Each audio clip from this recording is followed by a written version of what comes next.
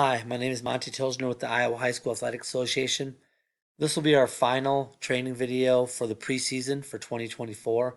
It will be the points of emphasis for mechanics of the officials in our state that we really want you to focus on throughout the year. We're going to start off with the kickoff play. And remember, both our umpire and our back judge will diagonal onto the field after the kick. The umpire will only go 5 yards to about the 45-yard line. We do want to try to get into the hash, and the umpire will be watching for holds, blocks in the back, and blindside blocks on his side of the field. The back judge will diagonal in a total of 10 yards to the 50-yard line, and again, he will watch for the same types of blocks. The back judge also is responsible for the goal line, so if he reads that it looks like that might get broken for a long run, he would need to retreat back and try to be at the goal line. The headline judge and line judge should start out at the goal line pylon if the kick will land at or inside the 10-yard line. If the kicker is not so good and that ball is going to land at the 25, the 20, the 15, you can move up accordingly before the kick. And what we want is for you to be 10 yards behind whoever returns that kick when he fields it. So you can move up before the kick if need be to be 10 yards behind him and stationary when he fields the kick. If the runner's on your side of the field, you have forward progress and action on the runner. And again, the referee will not wind the clock when that ball is first touched in the field of play. The H and the L will. The referee should be watching for blocks out in front of the action. So we'll just continue this play. You can see the ball's fielded. We now are coming up and trailing the play just like we would on a normal play. And our wings will be getting this progress spot. Now we have, anytime we have a first or a second down play, those are treated differently than third and fourth down plays. On a first and second down play, if we have a run, pitch, option, quick pass, anything that comes quickly to the outside, even something that gets bounced to the outside, as soon as you read that that action is coming towards the sideline, step back 3 or 4 yards into the offensive backfield, open up and watch blocks in front of the runner, and do so until that runner is threatened. And then you need to be on the action on that runner. And then you will trail that play and you will square it in at the dead ball spot with the appropriate dead ball signal at the end of the play. You can do this whether you are on the run is coming at you or that run, quick pass, whatever is going away from you. You can step back into that offensive backfield and be able to observe blocks better. Umpire, you have backside blocks. Remember, you have backside blocks. The referee is going to be watching front side point of attack blocks, and our back judge on anything to the outside also will be watching blocks in front of the runner and at the point of attack.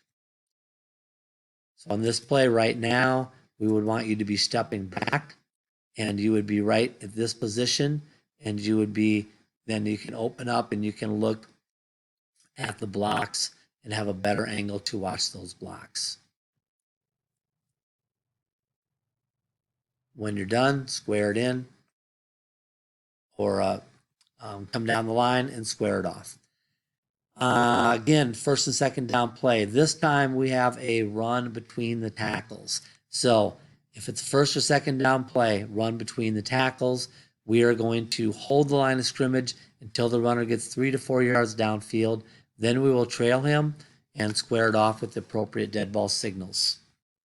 Back judge, you are going to observe blocks in front of the runner against the second level defensive players, usually a linebacker or possibly a strong safety. On this play, one of the blocking assignments often is going to be for a lineman to come out and attack one of these linebackers. This is the one that you would be on this particular play. And this play gains maybe 2 to 3 yards if I remember right. So we would not need to move at all downfield until this play is over. And then we can come in and we can go downfield, square it off where that dead ball spot is. but by not moving, it allows us to be able to see the action better. So again, hold. Now you would start moving downfield, and you would end up squaring it off. So at about this point is when you would start to move, and then you would continue moving. You would get that dead ball spot. So you'd be about here, coming down. You get that dead ball spot, and then you're going to come in. And again, we want square right angles when we close it off. We do not want a banana cut. Everything changes when we get to third and fourth down. So remember, our catchphrase is third down flow, fourth down go. So we have a third down play here. So we are going to, at the snap, release towards that line to gain. And there's only one exception of that, and I'll cover that in just a second. But first of all, let's talk about getting receivers to be on the line of scrimmage. So you can see here, this wing official, when this guy stops, the ball's being snapped at the 41. His front foot's at the 42. Just put him on the line. He's on the line. He's by rule, he's on the line, and we know he wants to be on the line. And the advantage of putting him on the line and not moving him up is you have a clean look then down the line, even at your tackle who's back a little bit, without this guy in your way. So if you can get him to stop there, that's great. We end up moving him forward, and when we do so, now we need to step downfield a little bit to see our tackles better. And also, let's watch the movement by this player. When he does this movement, it's either a foul for a false start, or we have no foul and it's a talk to. It cannot be an illegal shift or illegal motion. That does not fit those definitions. Okay, so if it's big enough that he missed the snap count, he's stepping forward, shut it down. It's a dead ball false start. But you can see what this guy does. He kind of leans. You can make that a warn and not flag it. If you do throw a flag, however, it would be a false start. We throw a flag here for illegal motion or illegal shift, neither one of which is right. So either flag it for a false start or let it go. When the snap happens, we're going to flow at the snap towards the line to gain. We only stop if we read a swing pass to the side. Then we're going to stop for just a second. We're going to be in a little better position to rule on a forward-backward pass. As soon as that pass is in the air and we see that initial direction and we know whether it's forward or backward, either one, we then would continue to the line to gain, and we want to be waiting there when that ball gets there or when that pass gets there. So in this case, let's look down here first. Our eyes have to be on this receiver. Okay, we've got 3 guys running pass routes. They're all have someone close enough to them that none of them are free of foul. So we need to have eyes on them in case they would get grabbed. And we look right here, our line of scrimmage official is definitely looking back this way. We can't be looking back to see this quarterback or to see blocks. We need to give that up. We have to focus on this action right here. That's our potential foul for a defensive hold. We're still looking back. Okay, we need to just kind of feel that quarterback, but we need to be looking at our receivers when we read pass. Fourth down go is our catchphrase. So on fourth down at the snap, we are going to immediately go hard to the line to gain. The only time we will stop and hesitate again is if we would have a swing pass that would be coming immediately to the side. If so, we are going to again stop momentarily, get a read on whether that's forward, backward, and then as soon as we have that read, we don't have to wait for it to be completed. We can continue then to go towards that line to gain. We want to be there when the ball gets there, if at all possible. Again, when in doubt, it's a forward pass and incomplete. So if you don't know for sure, you don't have the greatest angle, and that ball gets muffed and is on the ground, when in doubt, it's forward and it's an incomplete pass. So on this play, again, we do not have that quick pass. We have a quarterback rolling out, but that means we continue to go to the line to gain. And again, we're looking back towards our quarterback here. We need to feel this, but we have to have our action here. This receiver is going to put on the brakes on a dig route here. And when he does so at the top of the route, if he gets grabbed, he's going to get grabbed right now. And we still are looking, you can see by the bill of our cap, we're still looking back here. If this guy would get grabbed, we would not have any eyes on that to know. So we need to be on that. We can see that our head does come on the pass. Now all of a sudden we come down, and now we need our eyes to be down here. We need to go feet and then ball. We need to be able to see if those feet are inbounds first, and then after we have the feet good, then we will come back up and watch the ball to complete that catch. Last thing, face the players. We have a white team, visiting team player in the bench of the home team, and a lot of stuff could happen that could be really bad. We just had a first down. There could be trash talking. There could be, who knows, a guy getting kicked, ball getting thrown at him. But we need to turn around. We can kill the clock. We can keep our spot, kill the clock, and watch the players. But we need to have eyes on him, because he comes out here and we would have no idea what might happen to that kid. And we just can't, we have no explanation to a coach of why we didn't watch those players out of bounds. Okay, transitioning to goal line mechanics. When the ball is at or inside the opponent's 10-yard line, both wing officials should immediately move to the goal line in anticipation of a possible touchdown. If the play ends in the field of play, we're going to come in and we're going to square it off. Now, if the line to gain is between the goal line and the previous spot, we are going to stop at the line to gain. Once that's reached, we would continue to the goal line. Okay. In this case, we have the snap at the 7, line to gain is the 1. So at the snap, we're going to release to the line to gain and be right there, and then we can step one step to the goal line if we need to. So if we watch this player at the top of the screen, our headline judge, what he does is he just is kind of moving with the ball.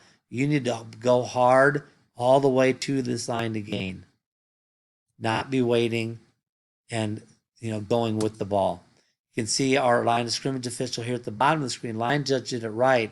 He's all the way at the goal line. We can't see him now, but we're going to see him come back here now from the goal line to the 4-yard line and square it off. That's what we want on a goal line play.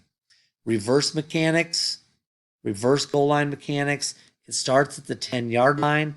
In this case, we're snapping the ball at or inside the 5. So when the snap is at the 5, between the goal line and the 5-yard line, both the H and the L should immediately go back to the goal line in anticipation of a possible safety.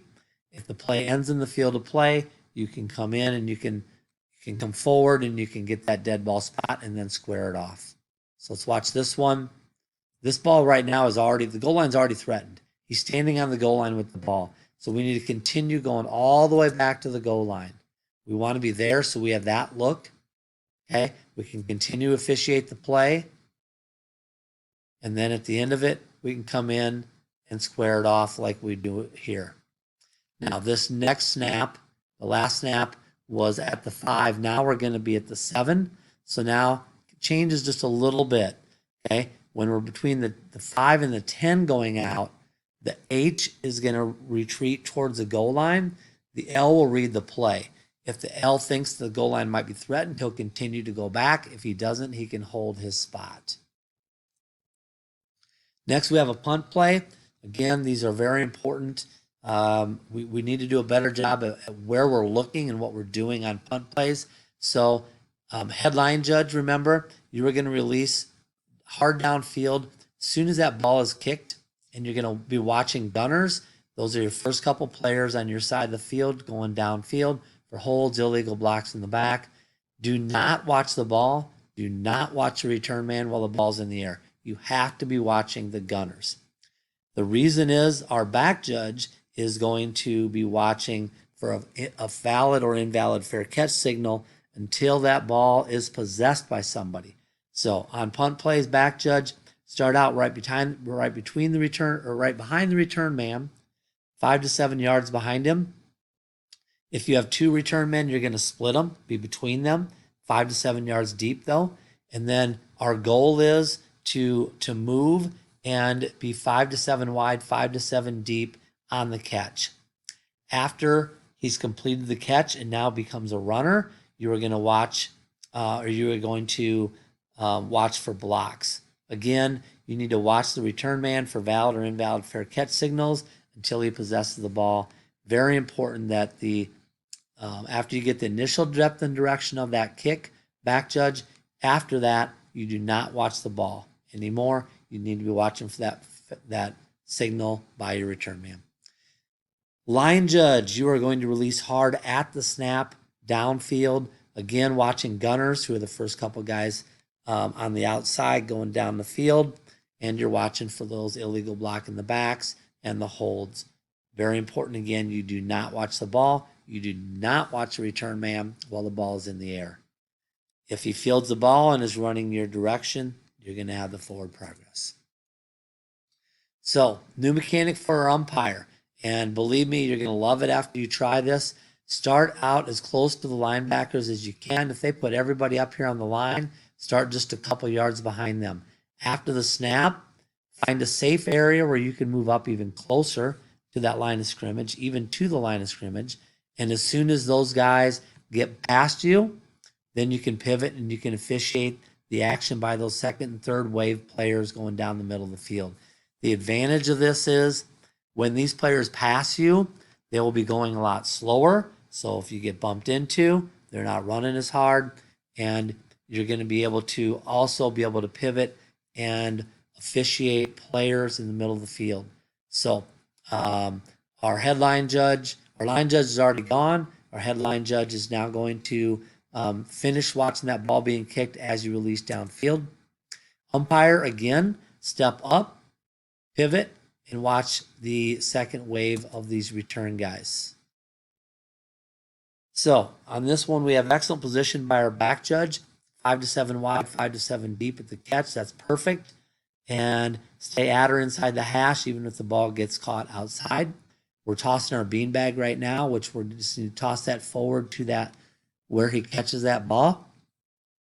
The line judge down here would need to be on this action we have chase mode by number 5, so high alert for a blindside block, or a block in the back, block in the back first, but if he would get turned, possible blindside block.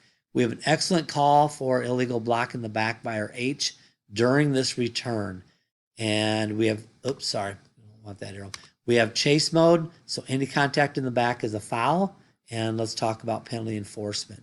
So here's our block right there that just occurred in the back. And like I said, chase mode, any contact in the back is a foul. So what we have is this foul occurred during the return. We have a blindside block at the 28.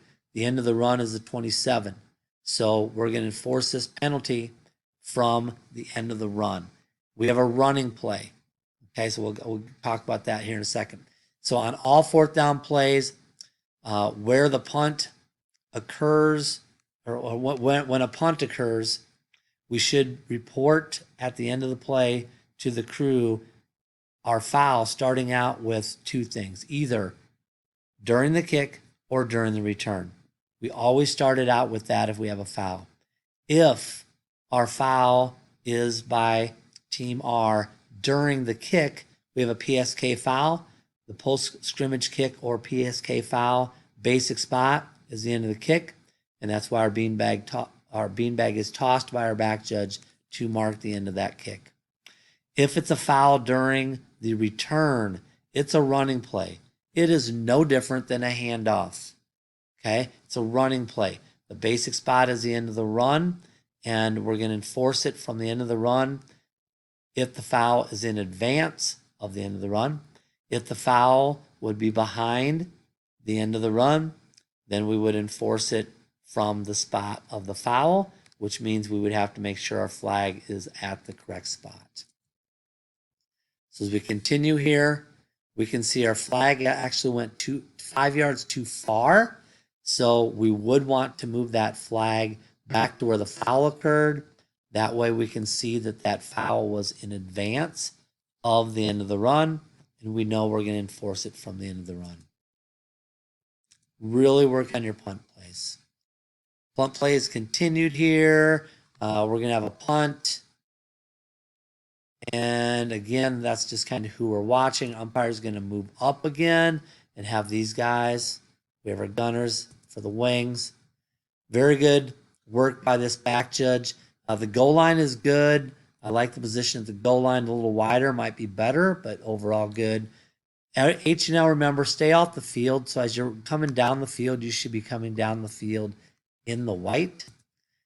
Very good rules knowledge here by this back judge to know that a kick is a kick is a kick. So this muffed kick, as soon as it breaks the plane of the goal line, is dead, and we've got a touchback. So if that ball would break the plane of the goal line and be recovered by the kicking team, doesn't matter, not a touchdown.